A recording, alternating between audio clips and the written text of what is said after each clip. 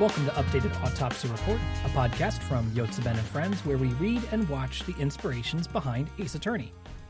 I'm your host, Ben, and with me today is Dessy. Hello. And two good friends of ours, Tiago. Yo. And Rose. Hi. We're all longtime fans of Ace Attorney. We hope that through our perspectives, it'll reveal new details and provide interesting commentary for all the media we discuss. Our intro music is by Lace, and you can find all her other work at leiss.bandcamp.com. Today, we are all discussing the first half of G.K. Chesterton's The Innocence of Father Brown, which is the first compilation book of 12 short stories about his priest detective character, Father Brown. Mm-hmm. Does anybody here have any prior experience or familiarity with Father Brown or any of G.K. Chesterton's work? No. Not in particular. Father Brown is definitely a name that I've heard of, as in reference to some sort of detective fiction sort of thing, but I don't really know all that much about it otherwise. So this was a new one for me, and I had a delightful time. I'm just gonna write down no for me because there's no way in heaven that I'd heard of this before. Well, yeah, I was aware of Father Brown a bit when I was younger. I think my parents might have had some audio dramas, that featured Father Brown. Oh my god, if I recall love an correctly. audio drama. So, I don't remember which production house, did them, if they were BBC style type things or if they were something, US based or what. But I do remember, I don't remember which ones it was, right? But I remember having just a passing familiarity with Father Brown from when I was a kid. And yeah, other than that, I don't otherwise have a ton of familiarity with their work. G.K. Chesterton is basically an English author. He is a apologist, which is in the Catholic line of thought, is, if you're not familiar with apologetics, it's basically defending and understanding the logic of religion and why it is probably right. It's usually the defense of, the particular religion that you're part of. The one note I took on the one story is when they said the logic of the church, and I immediately just went, what a joke. Ooh. Well, I mean, this... Owned! Listen, I don't think anybody here is particularly super religious, especially not in the Orthodox Christian or Catholicism or any way like that, at least on this show. But some of it was forced upon us at a young age, but no longer. I mean, yes, some of us were raised that way. I mean, I certainly was raised, in the style of evangelical Christian, that is common in the U.S. I'm culturally Catholic. Yeah, but yes, there's a lot of that going around here, and so yes, G.K. Chesterton, guilt, but none of the crackers. Shaking your hand. None of the fun stuff. Yeah. Not that they're good crackers. If anyone was feeling jealous or whatever, they're okay. Communion wafers depends were okay. on the brand. So I went to a evangelist church, specifically a Brazilian evangelist church, and they didn't want to give us wine, or they didn't want to shell it for the Eucharist crackers either. So I remember just getting what the hell? So I got just pieces of bread and grape juice, and I was like, all right, everyone else gets the cool shit, huh? I mean, when I was a kid, it was always grape juice. It was never real wine. Yeah, you can't serve wine to kids. What the hell? But it's the blood of Christ, you guys.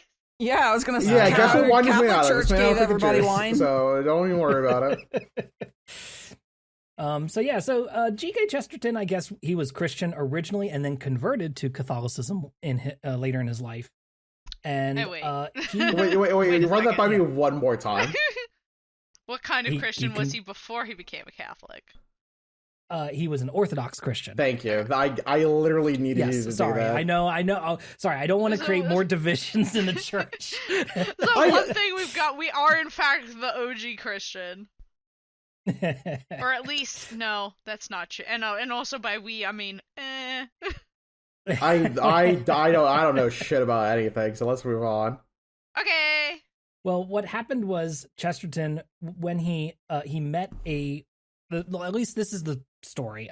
I'm not 100% certain of the true fact of the matter. This might be a bit of a print the legend situation, but on the general like story from the G.K. Chesterton Society now is that while on a lecture tour in England in 1904, Chesterton met a Catholic priest who was named John O'Connor, Father John O'Connor, and he kind of opened his eyes to the Catholic way of thinking, and they became friends, and he converted, and he used Father John O'Connor as his inspiration for Father Brown. Mm-hmm. So he wrote quite a bit. He was influenced by a lot of the people that, we have already kind of mentioned occasionally here and there, such as Edgar Allan Poe was also kind of in the mix there. But Father Brown is often regarded as one of the early iterations of this kind of archetype of detective that we have come to know, which is like the bumbling, seemingly at first glance foolish, but actually very astute detective archetype, right? So this is a lot of Father Brown inspiration went into, like Columbo, right? And a lot of these other characters that we would see later coming through mystery fiction. So lots of adaptations have been done of Father Brown, TV series. There's a BBC's TV series I believe is still going to this day. Yeah, I think that is where I am familiar with the name Father Brown more than anything else, is sort of a tangential awareness of the BBC show. Yeah. And the general sort of knowledge that it was based off some some guy. Yeah. Right. So yeah, he wrote a whole bunch of short stories that were published in various magazines and journals and that sort of thing. And then eventually they all got collected into books. So we decided to cover this first one, at least, The Innocence of Father Brown, which, like I said, has 12 stories. And we have read the first 6 here. So I have written a 1-sentence summary for every single story that we've encountered so far. And I'm going to read that, and then we can discuss each story as we go through the episode. Mm-hmm.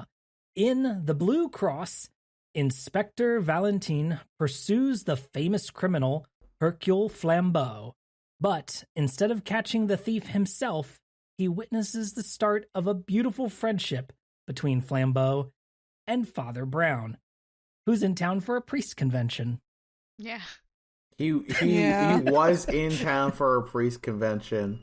That shit. That's maybe simplified things a little bit, but it's the most simple he could have gone.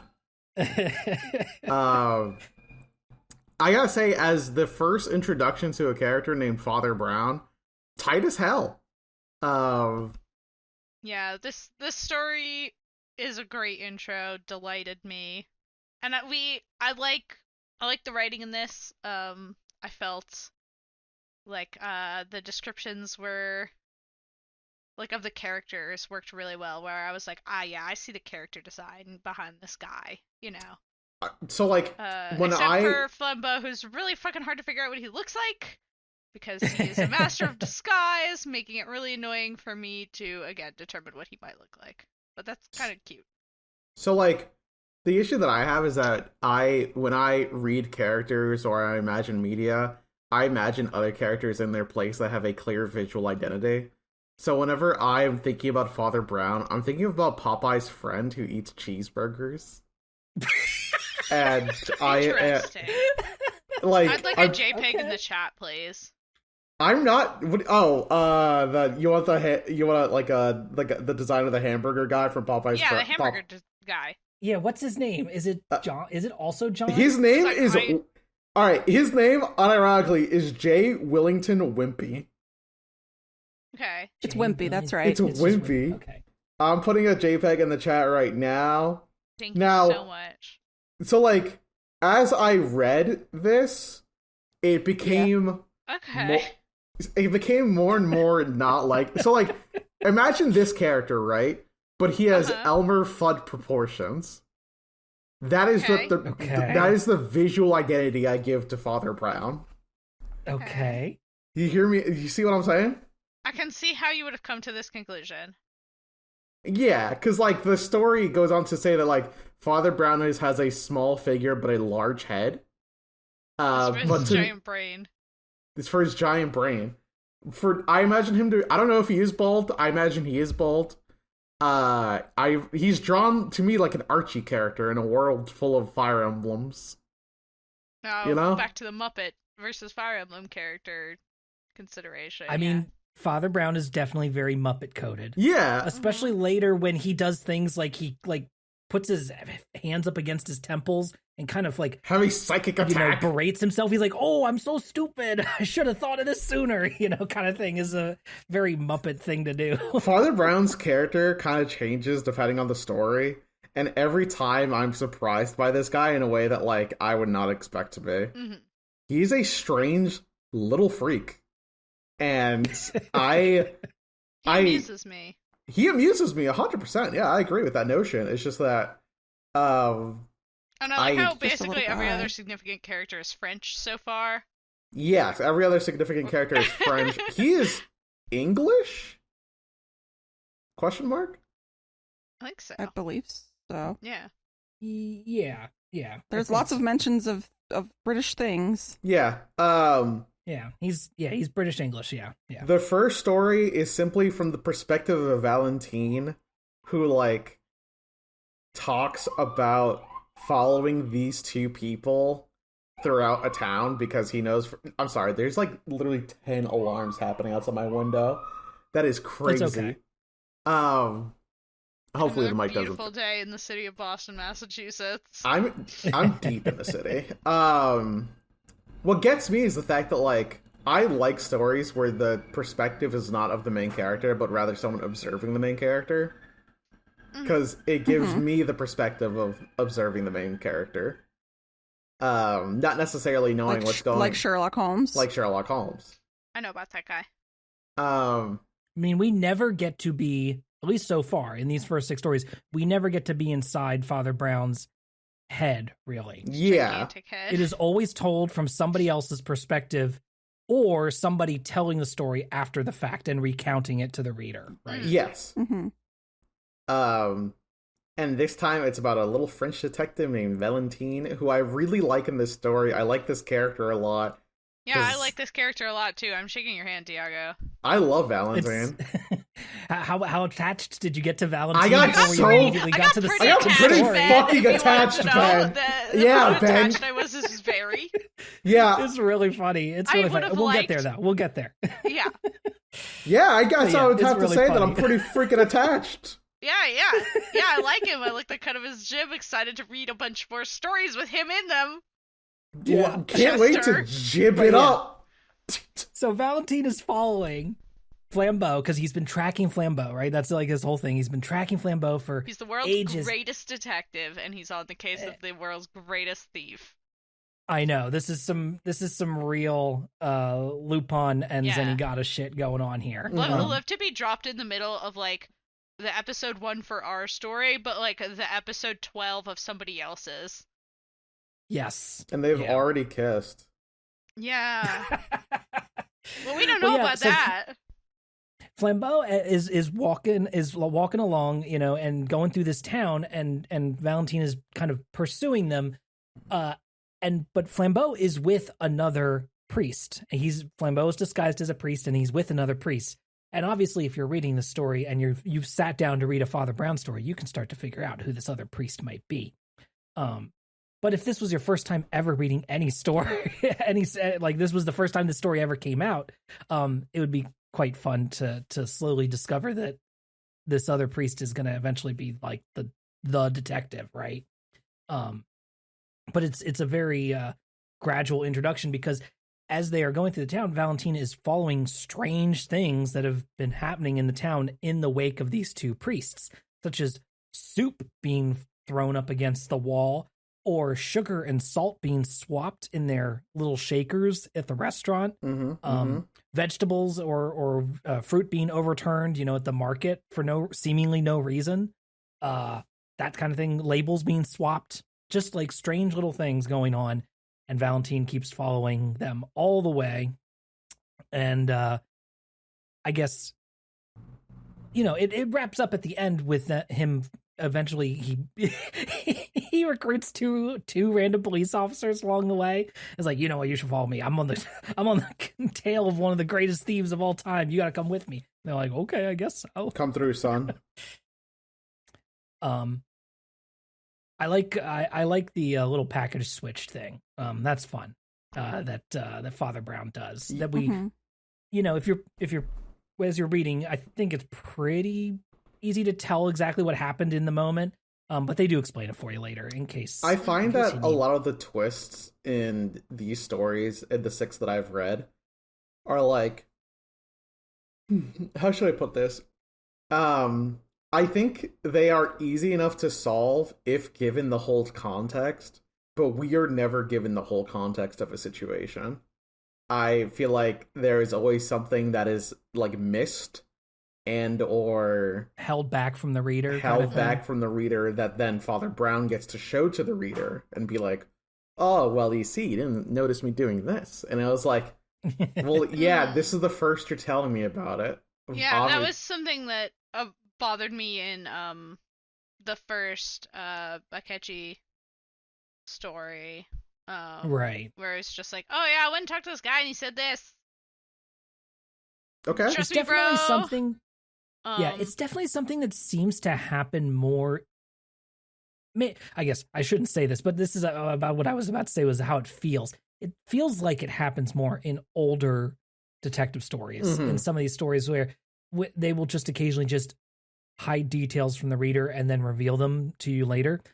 I think it depends entirely on how it's done, right? Because I think you can hide details from the reader or the viewer, and then reveal them at mid to late point, or even in the final reveal, and have it still work. I mean, I feel but there's definitely become more of a trend recently to be like, the author is being totally fair with the reader, right? I'm going to put all the pieces on the table, and then you get to solve it too. I feel like in Sherlock Holmes, that is often a case where like you don't quite get all the details, but for some reason it works better there. It's possibly because we have this viewpoint character of Watson who is telling you, here's what I see is happening, So like I have all the information that this guy has, and he's not necessarily a stupid man, but like why is Sherlock Holmes like rolling around on the ground, Like, and then the fun of it is Sherlock Holmes being like,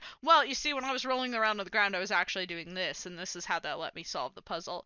So it gets to be a little less, like, it's a little, like, sleight of hand trick to hide that, like, I'm hiding the information from you in a way that feels a little better.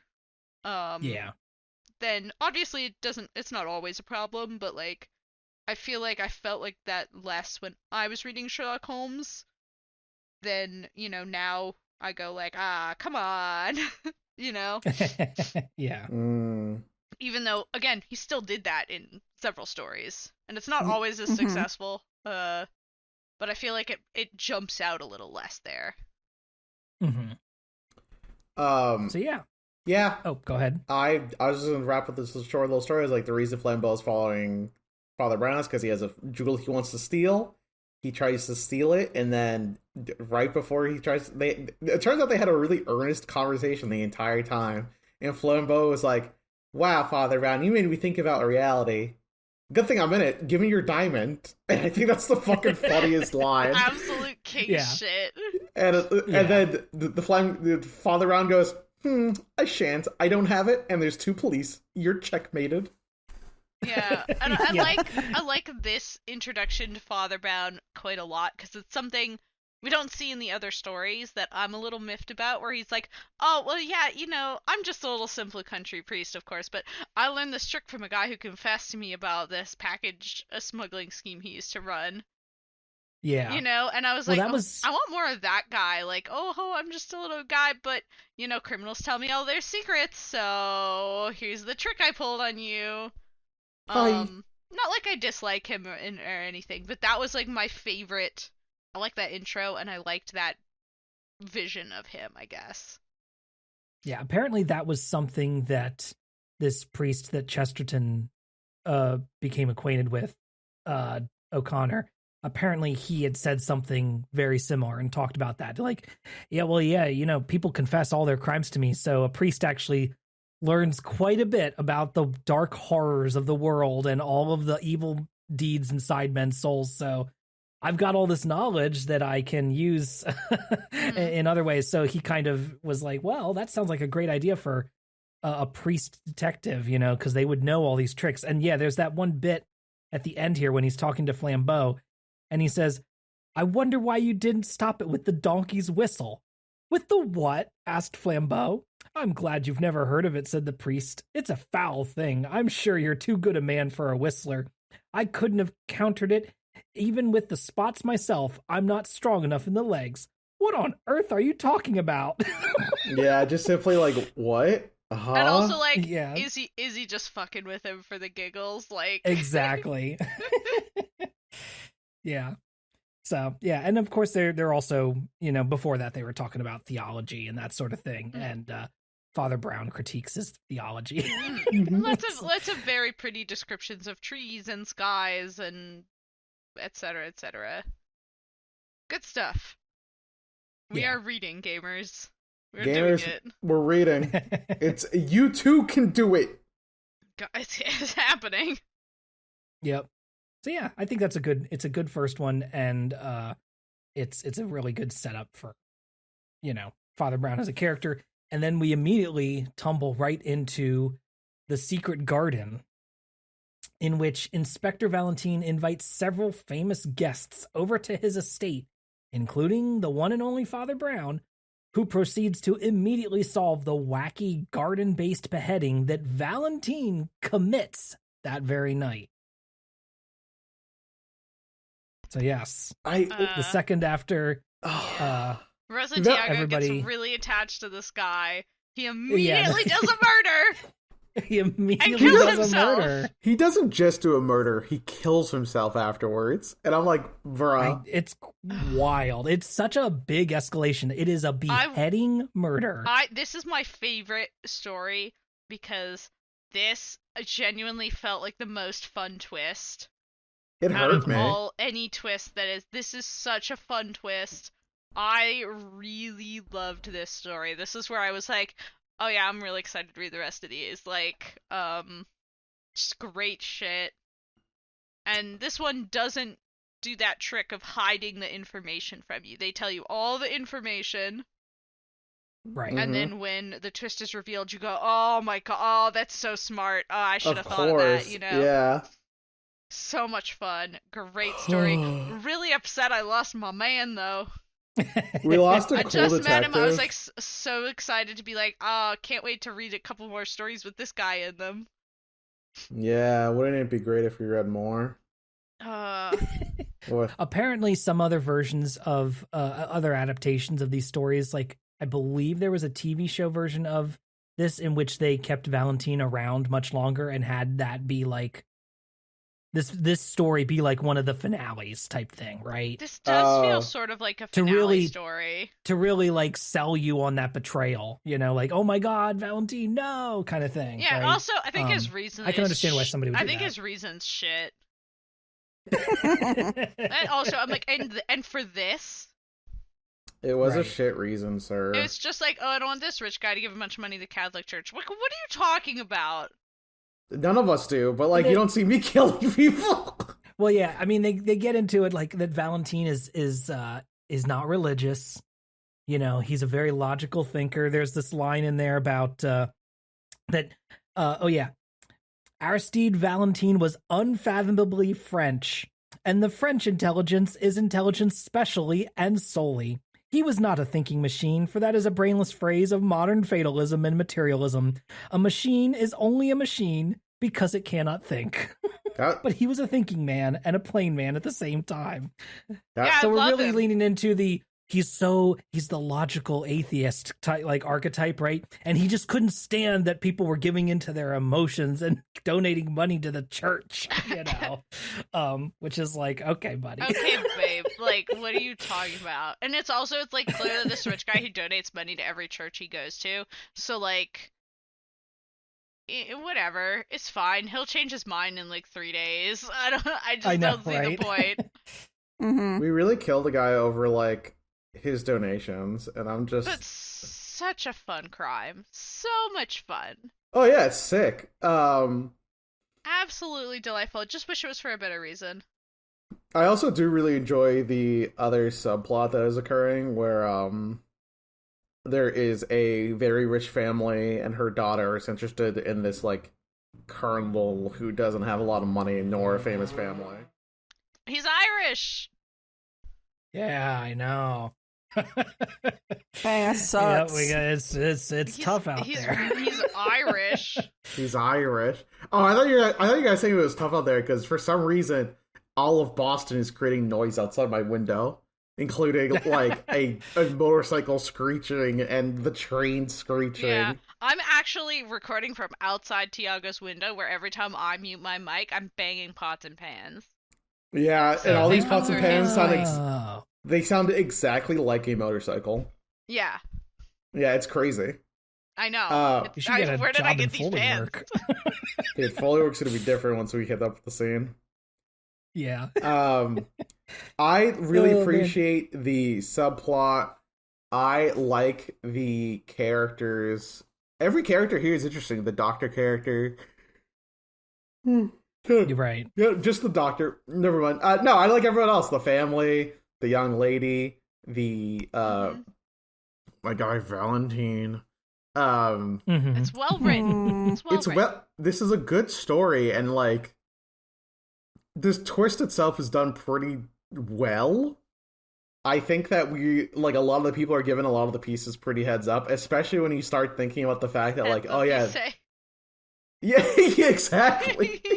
They're giving the heads up. It like we're given a lot of the pieces early on, and it's like kind of fun to see that kind of story be told in a way that like, oh yes, it recontextualizes things. Should we say the twist? Like, I feel like if you're listening, you either read it or you're good with spoilers. Right. Yeah, no, yeah. Yeah, You can just say okay, the the twist. Nah, twist- fuck them. They don't deserve it. No, I'm kidding. Go ahead, No, tell but it. listeners, I love you, and I'm gonna tell you the twist. It's that they found a body that's been beheaded, and so they all assume that the body and the head go together, but in fact, the head is from a different guy, and he just took the original head and threw it away so that people would think a different man had been murdered, and the first guy had done the murder, but he was actually the one that got beheaded, and it was his body. Yep. I described that so good. I'm so smart. Your Father Brown. He'd love me. Just what? great stuff. Just the realization, like, oh, that's quite simply not the head that goes with that body. It's so good. Yeah, no, it's fun, and yes, we get a little bit of the brief bit of like when they discover the body, they insist, oh, everybody must stay locked inside, Valentine's mansion, right? We all must stay here. So you get everybody kind of in the lobby or like in front of the fireplace, everybody debating about who could have done it, where's this person, right? And the exact kind of stuff that is great about like these like big locked room mysteries, even though it's not really a locked room, it is a locked garden that we then learn, obviously, there's ways around a locked garden. Yeah, if you just bring a head in your suitcase and then drop it on a body, who cares, right? And just chuck the other one over the wall? Yeah, you just throw the other one over the wall. You don't even have to go over there with it. Yeah. So yeah, that's pretty fun. I think there's a lot of like really good like little turns of phrase and just like I don't know. There's just lots of like really good little bits. Yeah, I just think why would you invite Father Brown to your party if you were gonna commit a murder at it? Yeah, you just saw him like 3 weeks You ago. saw the goat! Like, solved. Yeah, You you're saw- his friend now. Like, you have to know what he can do. That's the issue that I have Unless with the Valentine whole is plan that, was for you like, to just kill him to solve it and for you to kill yourself at the end. Unless that was the plan the whole time.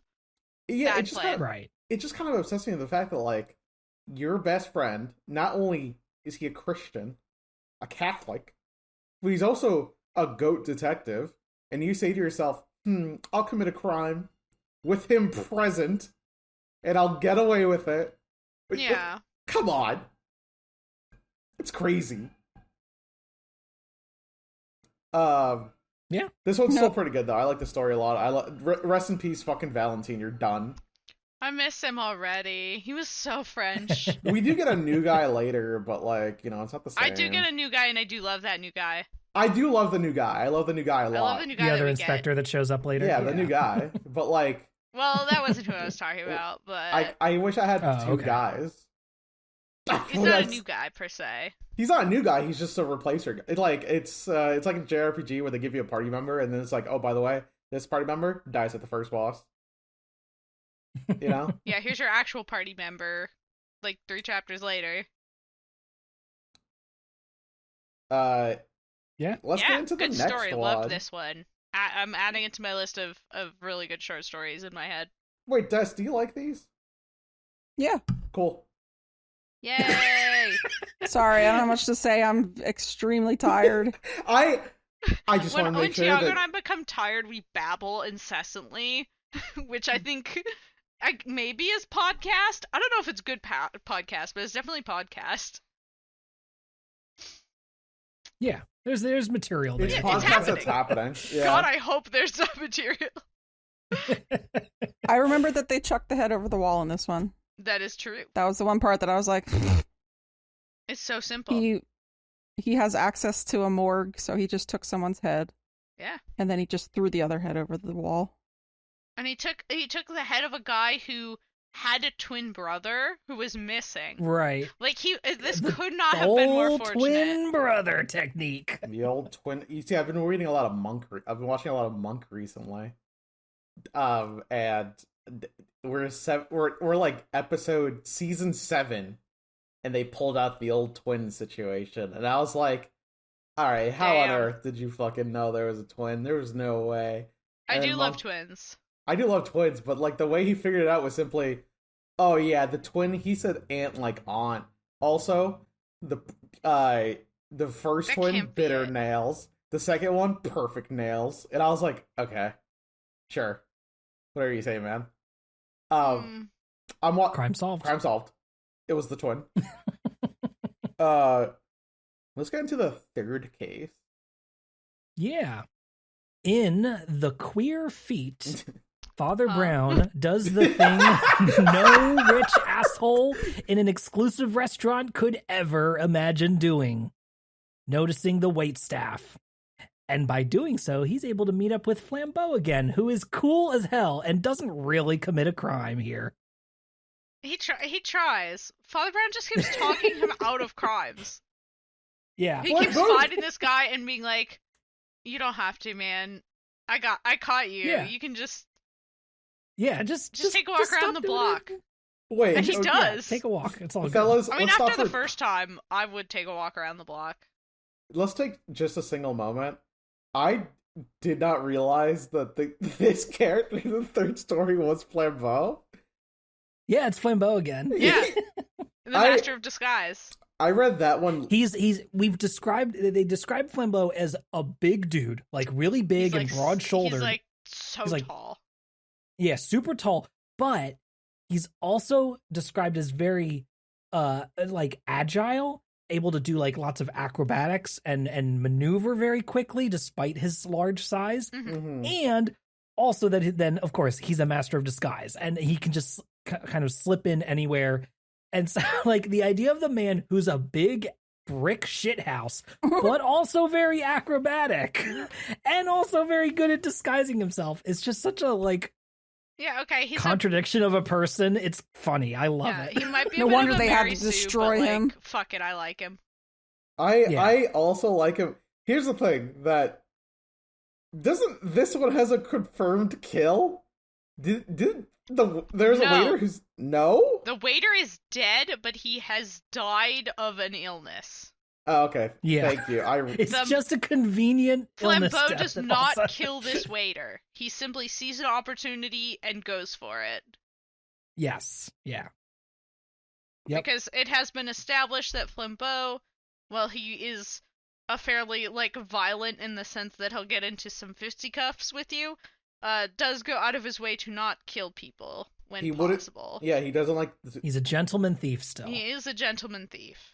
Yeah. Okay. Thank you for that explanation. Because I simply went, oh yeah, if Flambeau has a KD ratio, and then I thought, No, okay, that guy died from unrelated causes. let's. I think Yeah, maybe we Yeah. can talk about the story, and then we can discuss. so. Yeah. So this one involves like this fancy ass restaurant that is highly exclusive, but also very small. Mhm.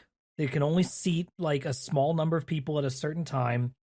And I forget even why Father Brown is here in the first place, but he's in the coat Because the rack. guy who like, the in guy the who died was Italian, and he needed a Catholic priest. That's right. Yes. And It's the as simple as proprietor that, is yeah. Jewish, and he's like, well, of course we'll get him a Catholic priest. Like, Yeah. he's Italian. Yeah. And of he had course I some will. confession to make. Yeah. So he's here in like the coat check room, and he hears footsteps going back and forth upstairs. And I think this is like the only part of any of these stories that I actively like got frustrated with. Yeah. I felt like this went on for just a little bit too long. I was like, okay, I get it with the footsteps thing. Something's up with the feet. I get it. It's not just regular feet, Ben. I understand. All right. I feel like we. Okay, I thought you were about to make a joke Yeah. there, but no. No, Okay. no, Yeah, I I was just waiting want- for the foot joke. I wanted to. I was waiting for the I pun. wanted to let it hang as long as possible. Okay. So, and yes, so then after a while, like Father Brown is just like, okay, this is getting crazy here. What's with all these footsteps? And yes, then of course this gentleman comes down and asks for his coat back, and that is when Father Brown confronts him and is like, hey, I think you're not who you say you are. And that's when it's revealed to be Flambeau, Again. who earlier, while like all these footsteps that Father Brown heard upstairs, was Flambeau going back and forth and pretending to be a waiter and stealing from these rich assholes up in this restaurant. Mm-hmm. Mm-hmm. Mm-hmm. And that's kind of it, because then he catches him. And he Gets says, hey, Flambeau to give that confess. back. Yeah, and he gives it back, and then he lets Flambeau go. I Well, think it he didn't do should have any let harm. Flambeau take it, honestly. I mean, the idea that you bring your own silverware to a restaurant that, like, costs a lot of money, on God, is kind of on you. Like, I don't want to... I guess I am literally victim blaming here. But, They deserve it. so, like, there's like the 12 Fishermen Society. They're people who are in charge of, like, the fish trade or some shit like that. Or are they just, like, eating fish? It doesn't I matter. think they just eat fish. All right, well, Well, the 12 fishermen, that could also just be a reference to the disciples, too. the point being is that, like, personally speaking, I wouldn't bring around, like, like, literally silverware to eat at a restaurant for fish for my ultra high society. I would use... But how are they supposed to show off how rich they are if they don't bring that? No one else is in the goddamn room. Who's watching? The waiters? They don't know this. The other rich guys. There's definitely a theme in these books, which I think is kind of fun. At least in concept, is that like, oh, like wait staff and like servants are invisible, and like, you know, The next story also is Yeah. exactly that, right? maybe Backed a up by little that too on the again. nose, in fact. Yeah. Which is like a good point, you know, like people don't pay attention to their quote unquote hired help. and that's Right. bad, you know? And in this case, it's people pretending to be the help to commit crimes, you know, in particular. But, like, you know, it's a message. Yeah. It's about class. And I think there's the section of the book or the story here which describes like each of the rich jerks like sitting here at this table. He spends almost only like 1 or 2 sentences per person, but paints such a picture of each person, like that you instantly know, oh, I know this kind of fucker, you know, right away, right? They're all kind of annoying. Yeah. What was the one I highlighted here? Yeah, they're talking about a politician here. It said here, sometimes he even embarrassed the company by phrases suggesting that there was some difference between a liberal and a conservative. He himself was a conservative, even in private life. He had a roll of gray hair over the back of his collar like certain old-fashioned statesmen, and seen from behind, he looked like the man the Empire wants. The Empire. It's just like, yeah, no, I know exactly what this guy looks like now. Yeah. Dork. It's pretty good. Yeah. Man, nice, my guy nice Flambeau gets up to a lot of shenanigans. Yeah. Mostly what this did was make me be like, oh yeah, like Flambeau's fun. This guy rocks, actually. He's tight as hell. Like, before, he was just kind of, like, on the run and trying to, like, rob a priest. But ineffectively. But, like, now I'm like, alright, you got a little pizzazz, actually, that I'm getting to see now. The disguise shit, yeah. We get to see the disguising in the stealing. Yeah. Like, at one point, like, Father Brown describes him, like, dressed up, because he pretends to be dressed as a gentleman at some point too, ordering a glass of sparkling water that he then changes into a waiter's outfit and brings to himself. Like, that's fun, right? You didn't need to do that. You're styling on them at this point. He wanted to drink and figured I could just go get it myself. Yeah. It's a lot easier this way. Like, what a fun guy. Yeah, this was definitely like the point where I was like, okay, I hope Flambeau keeps showing up. This is cool. This guy's cool. Fuck are you? I also really liked one of the final lines from Father Brown in this story, in which he says, "It must be very hard work to be a gentleman, but, do you know, I have sometimes thought it may be almost as laborious to be a waiter." Get them. Yeah. Get them, Father Get Brown. their asses. Get them, Father. Teach them a lesson. Yeah, I mean, and he does, like, make fun of the gentleman, too, which is, like, delightful. Yeah. So yeah, that's the queer feat. In The Flying Stars, Flambeau narrates his final crime, in which he stole diamonds from a rich family during Christmas and was caught by Father Brown, who really didn't mind the diamonds being stolen, but was instead concerned about the young socialist man being suspected instead. This one really talked about socialism. Oh my god, this young socialist guy is so much fun. I hope he gets the girl. Go King. Yeah, he rocks, actually. Like, they're trying to define socialism, and he's like, you're all wrong. And later they're like, well, we'll do a Mother's Play where we turn a policeman into sausage. And he's like, now that sounds more like socialism. That's so good. What Chad. And here's the thing. I think that, G.K. Chesterton himself might not think very highly of socialists. And I've read a little bit of his writing on what he thinks of liberals and conservatives of the time, right? So I think he very much thought like like his writing very much gives the impression of I'm above it all. I see people squabbling, but I've been able to piece it together. Like conservatives don't want enough change and liberals want too much change. I've figured out, the exact right amount of change that we need. Centrist, yeah. Right. But he accidentally makes this, like, socialist guy, like, a really cool, so, like, whatever. But yes, that's the thing. He inadvertently makes this guy super cool. This young guy who's trying to get the girl. Yeah. This guy, but yes, he almost gets blamed for the diamonds, diamond theft in the course of all this. And that is the main reason why Father Brown has to chase him down out into the snow and he's fucking perched up in a tree. Yeah. Mhm. He's like perched perfectly up in a tree, and Father Brown just talks to the tree. Like, we don't like see Flambeau the way it's described, right? Necessarily. Mhm. It's just like he's just talking to the tree, and he says, you really should hand those diamonds back, not because they need them, but because since you've taken them, now this young man is going to be under suspicion instead. So if you hand them back, you won't ruin his life, Yeah. all that good stuff. I also which do is very think sweet. the funniest thing possible happened. Like, this specific story is so entertaining to me because it's something that could only exist back when the story was written.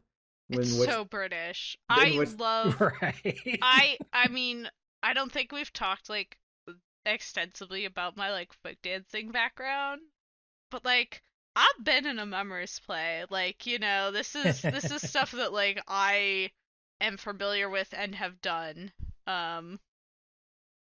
So this was That's like exciting. a fun one for me because like, yeah, let's all get up in silly outfits and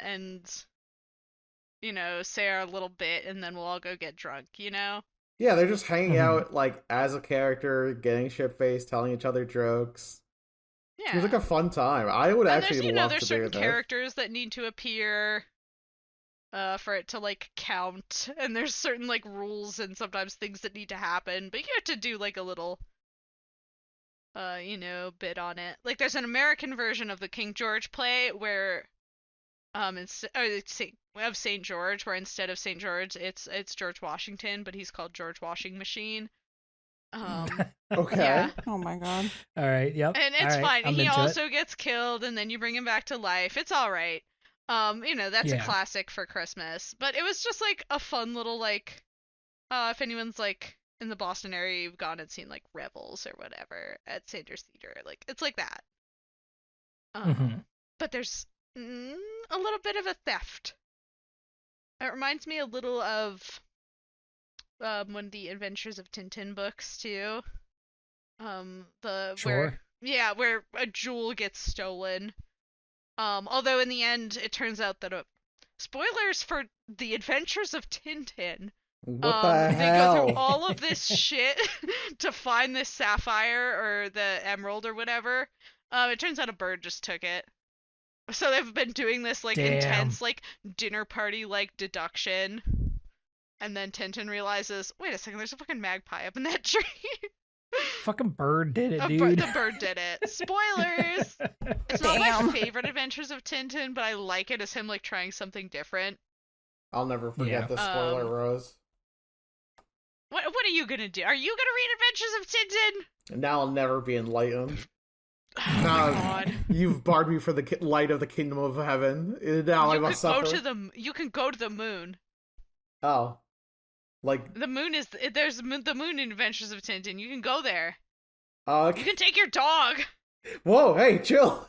to the moon. Oh man, there's a lot of like really good back and forth dialogue in this one too. I think that's really fun. The audiobook, the guy who's reading it does all the accents for all of the characters. It's actually quite good. Oh, that's cute. Yeah, like the French characters sound extremely French. The Scottish character sounds Scottish, and I could cetera, not do a cetera. Scottish accent if you ask me to right now. I'm not big on accents. I like how you can tell this is being written by a British guy because he spends so much time talking about how French people are. Yeah. He really does. He He won't has, shut up about it. he has a lot of opinions about the French. Yep, I do like. What is it here? I will be the pantaloon if you like," said Colonel Adams, taking his cigar out of his mouth and speaking for the first and last time. Yep, that's it. Oh, Great that made me line. laugh Great line too. to set it up right before they start the pantomime. Oh, that made me laugh also. Oh, it's just The very pantomime fun. was utterly chaotic, yet not contemptible. Not contemptible. It's just really yeah, good. that's what it's It's like. funny. It's utterly That's chaotic funny. and yet not contemptible. Oh man. This But yeah. This one I think is high up there for one of my favorites. Yeah, it helps just also that fun. it's got a really good like setting. Like obviously having it set in this mansion at Christmas time, like kind of helps with the vibes. Mm-hmm. And yeah, you just got a lot of really good wacky characters bouncing off of each other. and you get a good ending, right? You get Father Brown like sitting up from the pantomime after everybody's fucking beat this police officer Going, up. uh-oh. And he's like, hang on, I gotta go walk outside here. Looks like we've all done a little bit said, of socialism here today, everybody. Yeah, it's really good. Yeah, it's a really good line. Oh man, yeah, and then I think right before he leaves, somebody's like, "Who was that?" And he's like, "It was a real policeman that you just beat up." And then he runs away to go chase down Flambeau. And and he's like, "Hey, listen." He does give a nice little speech about like, "Hey, you're fine now, but like this, you will and you need to give up your life of crime. You will end up doing evil. Men with good intentions can still do harm, etc., etc." Like, you're gonna do some real evil too. Yeah, you are on a path that will cause harm if you continue down it. Yada yada. But like, I think he means it. You think Father Brown means it? And yeah, that's fair. He probably does. I think he's all right. He's all right. Yeah. And it's a fun ending, and I think this one might be my favorite one that we've read of this bundle of 6. Mm-hmm. So yeah. Mm-hmm. This one did make me be like, "Oh, Christmas." Christmas. It's and autumn, I love the description too of like the the girl. hell? Where it's like she's extremely beautiful, but she's so like bundled up, she just looks like a bear. Yeah, I highlighted that one too. That one was really good. Oh, that would make me laugh. It was like her what was it? It was like her figure was beyond compare, but she was bundled up in so many furs that she looked like a little bear or something like that. It was it's a really good way to put it. A little funny bear. So all right, well then the next one is The Invisible Man, in which Father Brown once again puts his powers of noticing normal people to work and sees the postman that no one else did, but doesn't really help this poor woman who keeps having men beg to marry her. So like also there's steampunk robots in this one, but they're not really important, and nobody really talks about them. That was the most Ace Attorney feeling thing out of all of this. Yeah, 100%. That was the most. That is 100% correct. The most Ace Attorney ass shit possible is the fact, oh, by the way, we have super technology. There's automatons here. They're like clockwork automatons that do tasks for this rich guy. It's the maid who will never flirt. Why on earth would I want that? Psychopath. Oh man, Christ alive. Yeah, in this one there's like a really normal guy who approaches a lady, and the lady is like, "Hey, how's it going?" He goes, "I would like a cup of tea, also please marry me." There's a little bit of implication that like he's been doing this for a while. Yeah, they like, clearly this is not his know first each time other. visit. He did not. Yeah, this seems like a playful, she little bit of a playful back and is forth. thinking about it. Yeah. Yeah, But then she brings up the is like- fact that like, oh, by the way, there's two other guys did this once before you. two I told them uggos to buzz off. fucking asked to marry me before, and I lied about it, and I said, "Marry me when you're rich and famous," and both of them went off into the night. Yeah, she was like, "You need to make something of yourself in the world before I would ever consider marrying you." And the two guys go, "Okay, bye." And they go into the night, and they fucking do it somehow. They literally do it. Well, one of them Yeah, they does. both do.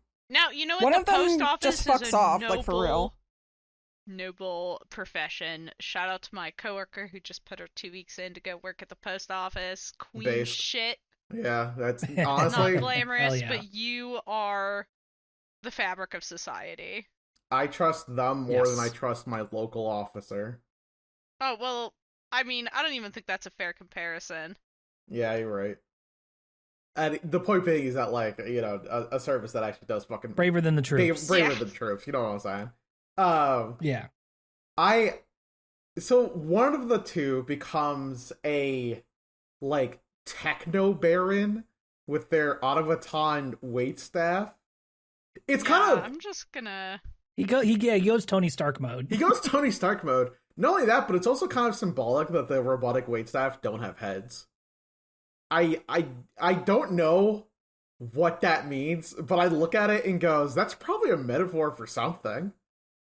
I feel like there's something there. I'm sorry, but I gotta go back first and at least quote this one line that the girl says about the two men. Yeah, sure.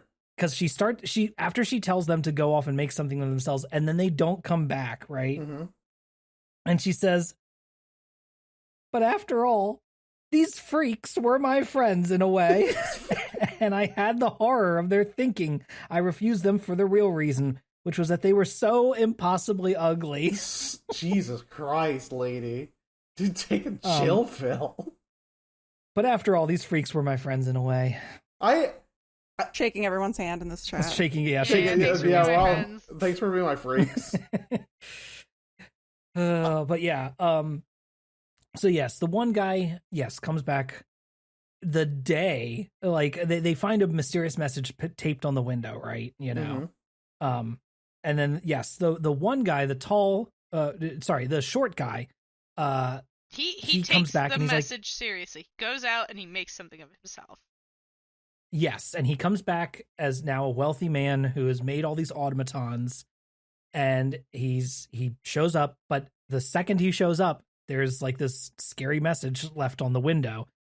So the young man and the young man who we just got introduced to, and then the shorter man all go, well, damn, we got to figure out who's leaving scary messages on our girl's door. Yeah. So they start investigating. Who's bothering you, Put our queen? disagreements aside. I do like that they immediately go, is like, that guy bothering you, queen? Both of them immediately go, listen, we'll discuss this, but like as of right now, we got more important shit to do. There's a sicko on the loose, and we gotta go catch him. Yeah, some guy's bothering our girl. They leave the inventor at his apartment, and the original suitor, the guy who walked up for the tea drinker, he goes down and he meets a guy in the street and goes, hey, I'm going to pay you $1 to make sure nobody goes in the house. And he goes, okay. And then he walks around the corner again and sees a hot dog salesman or whatever. And he goes, hey, I'm going to make sure that you don't go anybody to that house, okay? He goes, okay, I'll pay you $1. Then he grabs a police officer, that's the third fucking guy, and goes, all right, man, swear to me right now you won't let anyone go past. And he goes, yeah, I got you, man, no worries. And then he goes, all right, now to go get my friend. And his friend, of course, Flambeau.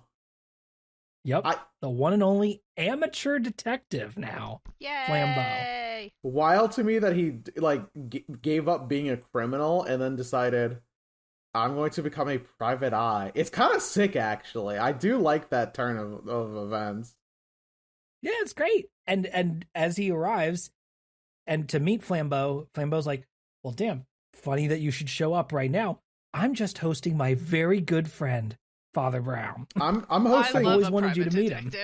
I'm hosting an absolute fucking goat. All right, this guy rules, and he's my friend. And then I like that he simply just gets involved in the ride. He goes, yeah, man, can I come? And they go, yeah, sure, dude, bet. And unfortunately, now we hit the moment where you become the main character of Ace Attorney and you get real stupid all of a sudden.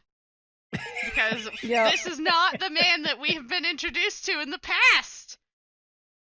Mm-hmm. This man would clearly have despised himself as the postman. Yeah. And now he's like, who could it be? Out of character. Exactly. Incorrect. Yeah. We have to have I've Flambeau already baffled developed at some so of this many now. opinions. But he is like a little bit astounded by the automatons as well. To be fair, he's also little, like, what the fuck? little freaked out by that. To be fair, he's like, Flambeau damn, just learned he was in a hell? steampunk.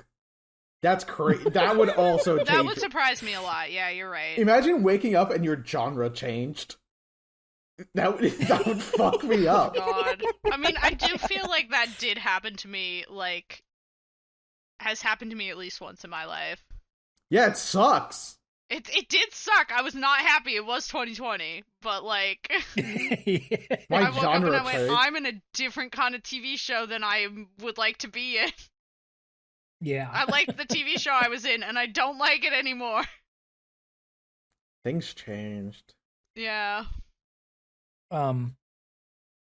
Yeah, so Flambeau is baffled by all this, and when they get back there, yeah, the guy's just missing now. You know, No, it looked. my friend said Flambeau, talking French in his excitement. Not only is your murderer invisible, but he makes invisible also the murdered man. Wasn't it?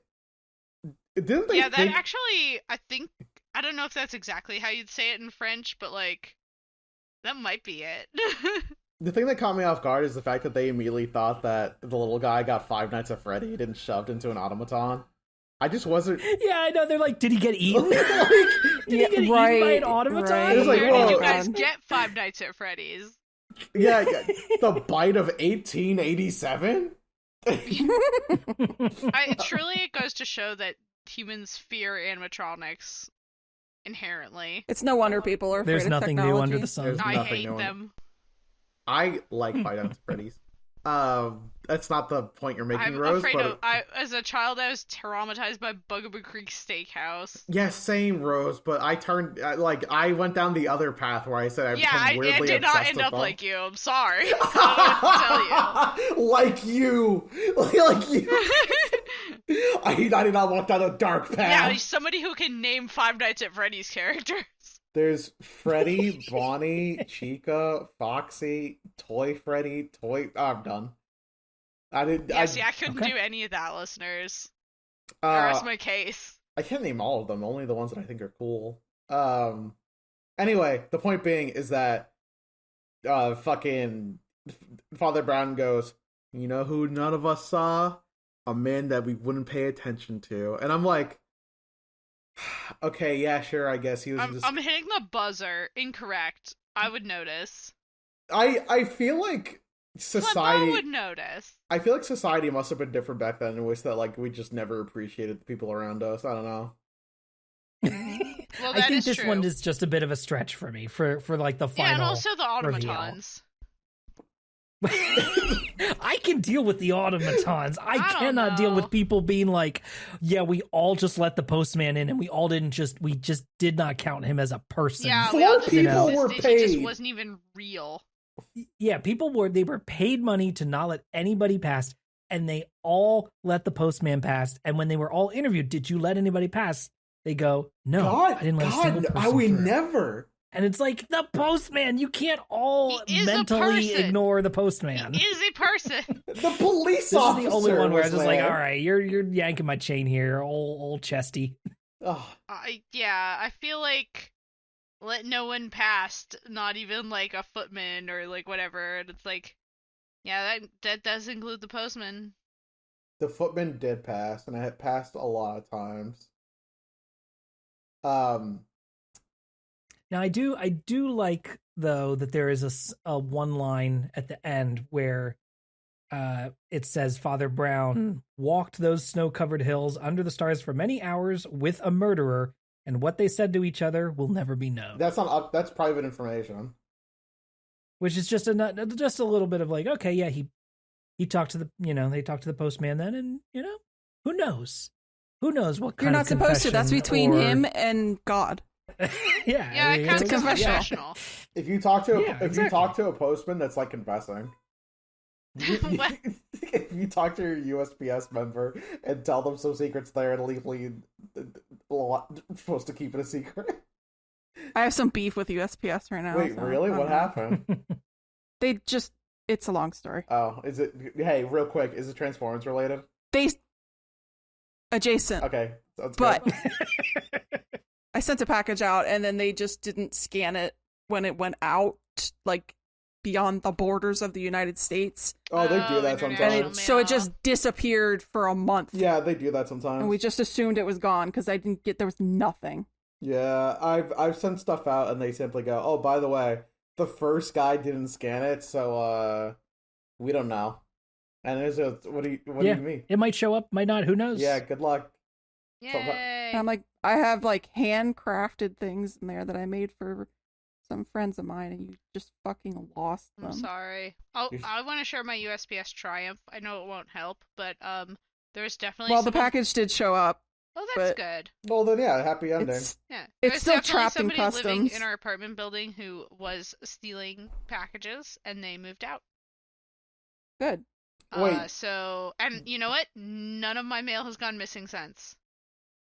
Okay, so you could actually They trace it definitely to the guy. stole a Christmas gift that I bought for Val during Christmas, and I had to bully the company to get them to send me a new one. What the hell? They stole that shit? I speak e-commerce, so I can watch out, companies. I will get you. I know the tricks Yeah. of the trade. I'll kill you. And yeah, so all right. far this story was Well, that's alright. Yeah. Yeah, this one was okay, but fine.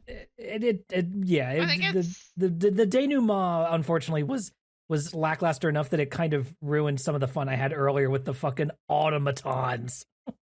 So fair. So our final story that we covered this time around is in the honor of Israel Go, or I believe actually it's Israel Gao, I believe. Flambeau and Father Brown work together to solve where all the gold has gone in a dead lord's spooky castle, and learn that the caretaker, Israel Gao, took the will completely and utterly literal and scraped every tiny bit of gold out of it as his. Yeah? So this is one Fucking where Amelia we Bedelia, that shit. Holy shit. Yeah. It starts off like a haunted mansion story, you know. It's described as looking like the end of the world, you know. Like this castle like perched out, you know, at the edge of the map, you know, of the video game map, you know. Mm-hmm. So Flambeau and so who is the other, what's his name now? This other investigator who shows up here Oh, with fuck. Inspector Craven from Not Scotland Flambeau. Yard. He's crazy. I've heard of that so- place. Yeah, so Inspector Craven, we have Flambeau, and then Father Brown, and they all show up here to figure out what happened because this lord of this castle died, and only the caretaker, Israel, is there. But he is, if I recall correctly, he is both deaf and mute, right? Mhm, mhm. Yeah. Probably. Although so it's they're not immediately able- implied that he's deaf, but maybe not as mute as he's letting on. Right, because yes, there's a bit of the everybody just disregards him, right? They ignore him. They assume he's, you know, to use old-fashioned terminology, deaf, dumb, and stupid, right? And they do not respect him as a person. And of course, Father Brown immediately takes him seriously to try to start to figure out what happened here. And they spend the night in this spooky castle, right? After they go up and dig up the grave. Yeah, even Father Brown gets a little spooked because he's like, oh, what if there's Satanism? Yeah, he starts to be like, this has got to be black magic, actually. Yeah, he's like, Honestly- I'm Which seeing is- some bad signs. The Kinda signs wild. are all there. And Flambeau's like, oh, that's the one thing that I'm scared of. Oh no. Guys, it'd be really weird if there was a little bit of spooky stuff happening. Be fun. It'd be cool. Could be fun. This one felt strange to me because a lot of the there's like a certain situation where the inspector's like, okay, so all the gold is missing. Not all the gold, but like all the candlesticks are missing. All the stuff are missing, and there's loose diamonds. No one could connect these things. And then immediately Father Brown goes, here's 4 theories that could have happened, and all of them are incorrect. And I'm like, Yeah. why are you And so he takes catty so right now? literally, it's funny. They're like, there's no way that anybody could connect these things. And he's like, well, here's a way you could connect them all. And here's another way you could connect them all. And he's like, good God, man, is that what you think it is? You're like, no, that's not what it is. But that's a way you could connect them, I guess. Literally the most. Yeah, I'm just fucking with you. He just He's gets a so little funny. bitchy. He's so catty. Yeah, he does get a little bit. He thinks he thinks he's got some black magic going on. So he's like, I'm going to get a little nasty over here. I don't even know if he's totally convinced there's gonna be black magic. I think my homie just said some shit and was just like, I'm gonna. Mhm. He Oh. seemed briefly concerned. But then he was like, nah. In my head, the whole That's time good, it was just actually. him I was just picturing him just making that up because he wanted to scare people. Oh, you think he was just... Good for him. It's hard to tell. I also really like that one of the theories that he like makes up briefly is just pocket sand. Yeah, literally Pocket someone's like... sand! The pocket sand attack. He's like, the snuff he employed as the fiercest French criminals have used pepper to fling it suddenly in dense masses in the face of a captor or pursuer. Yeah, that shit was kind of crazy, actually. My homie literally just said, yeah, no, I tossed that shit. I don't know. But yeah, there's a lot of going over all the things that are missing and all the things that are strangely still there, you know? Mm-hmm. And like, because even like the gold in the paintings has been scraped off and removed, right? From all of like the halos and everything around all the holy figures and the paintings and that kind of stuff. Yeah. Like the illumination, like all that stuff has been scraped off. There's like just little springs and screws now around because whatever they were in has been dismantled and taken apart. So just the remaining parts are hanging They around. took watches apart. Right. That kind of thing. And yeah, so they eventually go and dig up the body of the Lord and find that his skull is missing when they open up his grave. And it's very dramatic the way it's written here with like the rain pouring down and it's thundering and lightning, you know, and they're digging up this body. So it's fully leaning into some more horror stylings here. Although mostly I was just thought it was kind of funny because Flambeau gets really freaked out by this. Yeah, he seems to be a little scared of like the supernatural, which like that's all right, buddy. I still wish you didn't get hit with the stupid stick for being the main character all of a sudden. He's not even the main character. That's the worst part. It's like the other guy. You know what I mean, though. He's now our like player character, basically. Yeah, he is the player character role. That's fair. My man got turned silly. His one line says, what is it? Flambeau is talking with the inspector from Scotland Yard. And the inspector says, "And what do you imagine?" asked the other. "That could be worse than a leper."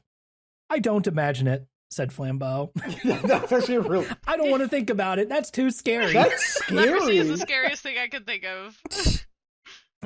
Honestly, really fucking funny for them to just be like, that's scary. I don't know. That's scary. I don't know, that's scary. Everything old is new again. Everything new is old again, etc. Yeah. Time is a circle. There's a good bit when as they open it up, you know, and they look at the Earl's body and Father Brown's just like, "Damn, so we found the truth and it doesn't make a lick of sense." Yeah, that shit sucks. But then after, you know, they sleep the night in this big castle, and the next morning, you know, the caretaker, Israel, he's out there, you know, digging up potatoes and stuff in the garden. And Father Brown has already walked around there and has talked to him in the morning and all this stuff. And Flambeau and the inspector come out and they're like, "Have you figured it out?" Father Brown's like, "Yeah, I got it. It's good. I slept on it and it's all good now. It's nothing." Yeah, don't worry about it. I just had to look at the will and then it all made sense. It turns out Honestly, good advice to just sleep on it, buddy. Yeah, I like the line he says, "We must do what all people must do. They must sleep. If you do not sleep, you'll go insane. I will sleep now." And then he lays down and goes to sleep. Oh my god, his superpower is just man that's getting 8 hours of sleep every night. No one else has been doing this in the years that they've all been doing this job. First man who slept full 8 hours comfortably. Yeah. Well, he didn't get a comfortable What's night. his other line he says earlier? He says, "Oh, let me be silly a little." Let me be Me too, silly buddy. a Let me little. be silly a little. A little. Yeah, when they're going back and forth, he makes the joke about the dentist because Flambeau mentions that he goes to the dentist regularly, which, you know, good on you, man. And Father Brown makes a joke about it. I'm and going to the he's dentist like, "What are you too doing? Why are regularly." you making jokes about this?" And he's like, "Oh, just let me be silly a little bit. I've been so unhappy trying to solve this mystery, so let me make a couple jokes." I want to get silly with it. But yes, it's revealed that after Father Brown looked at the will, he realized that the letter of the will said that all of the gold of the Earl or the Lord or whatever of the castle would go to his caretaker, the only person who had ever been honorable and stuck with him through it all. And the caretaker took it to the word, exactly literal.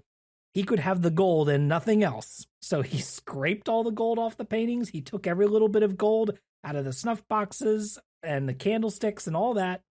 And he took the gold out of the tooth of the skull of his dead Earl, his dead lord that he worked for. Amelia Bedelia. And that is why the skull was missing. Real. Hey, don't judge me right now. I'm being dead ass. What the hell do you mean by Amelia Bedelia? She takes everything serious, like literally. That's her thing. She's like, it's you're a children's go book trim, series. go trim the Christmas tree, and she's like standing there with a pair of scissors trimming it. Yeah, it's a children's book series about like a maid or nanny or whatever she is that you tell her anything, she'll do it completely literally. Okay, thanks. Autism. It's charming. I literally needed someone to say that because you guys kept saying Amelia Bedelia, and I went, haha.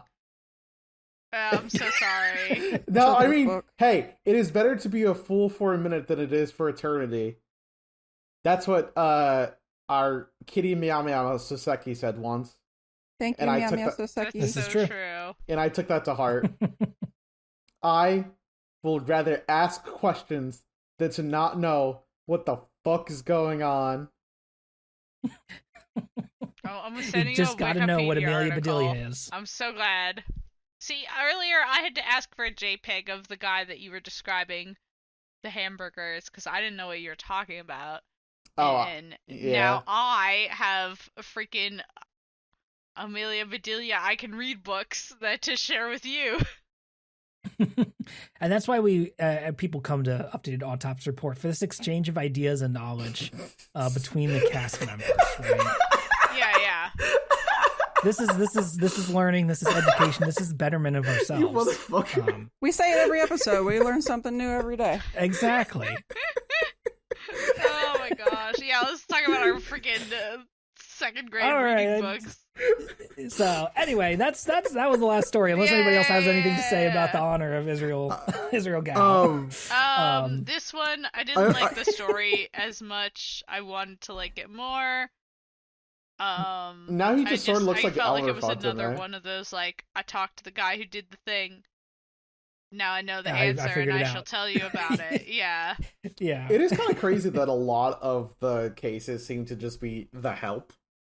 You know what I mean? Yeah, there's only so many times you can rely on that. Although in this case, he didn't do anything wrong. No, I mean, he was the quote-unquote perpetrator, but there was no crime. He was the driving force between what was happening, but he didn't necessarily do that. Like, he didn't do anything malicious. Yeah. The Lord of the Castle just passed away, that he was not murdered, and the skull was just removed so that the gold teeth could be taken out. That's all. Yeah, he'll put it back when he's He was going to put the skull right back after he's done. He's going to put it back. Guys, he's going to put it back. Yeah, it's fine. Ladies and gentlemen of the jury, he's going to put it back. Yeah. Okay. My client is innocent because he's going to put it back. Now, I know that everyone was kind of scared. There was a little bit of Satanism, a little bit of spooky storms, great thundering winds, but if you really think about it, we all slept on it, and he's going to put it back. Yeah. We got our 8 hours. That was He got his 8 hours, too. And he's going to put it back. Yeah. That's what matters. Put it. No matter what crime you perpetrate, if you can put it back. Would you? Would you? The crime? I don't know what's going on anymore. Now I'm. If you could put it back, would you? Dun dun dun dun. Oh my gosh. I'd put it back. If you had one shot. If you had one to put it back. To put it back. Would you? Would you? All right. We're doing great. We're amazing. Yeah, it's time. It's time. We've hit all 6 Surely stories. the podcast won't take 2 hours, we said. The podcast might take 2 hours. All right, let's fuck it. We're Let's wrap fine. this. I I know, think we this is just riding liked close. these, so we had a lot to say about them. And I I like am hanging in out the with middle you of a guys. 6-day work week, so All right, all right, Yeah. all right. I'm gonna complain about it Mhm. every available opportunity because fuck this shit. It's totally fair. So, I think that'll do it for us this week then, folks. How's that? Yeah. You can keep up with the show via our website, updatedautopsy.report, which has links to everything we do and all of our social media accounts. We also have a YouTube channel, which features all of our Let's Plays and other fun videos at youtube.com/@Yotsuben. You can follow me on all social media at Yotsuben. Dessy, where can people find you? At Dessy, Drowning in Robots. And Tiago. You can find me at Tiago S. Dutra on various social medias, including Where the Skies Are Blue. And Rose. Yeah, you can also find me at Rose Nonsense on Blue Sky, where I don't know, I might have to draw some Father Brown fan art. I'm not really sure. You can also find me outside Tiago's window making police siren noises while we try to record. With pots and I have pans. to wear And pots and earplugs. pans. Yeah, Making police siren sounds with pots and pans. I'm doing both at the same time. I'm banging the pots and pans and I'm playing police siren noises out of my boombox. I'm gonna convince Rose to play the Oh, yeah, outro. standing there with the held up man, over your I head. miss my fucking boombox. Guys, we have to go back. We have to We go have to back. go back. All right. Well, thank you so much for listening. We hope that you will rate and review us on Apple Podcasts, Spotify, or your favorite podcast platform. Next time, we will be discussing the second half, of Ooh. G.K. Chesterton's The Innocence of Father Brown as we read the last 6 stories. Thanks. We'll see you next time. Bye. Bye.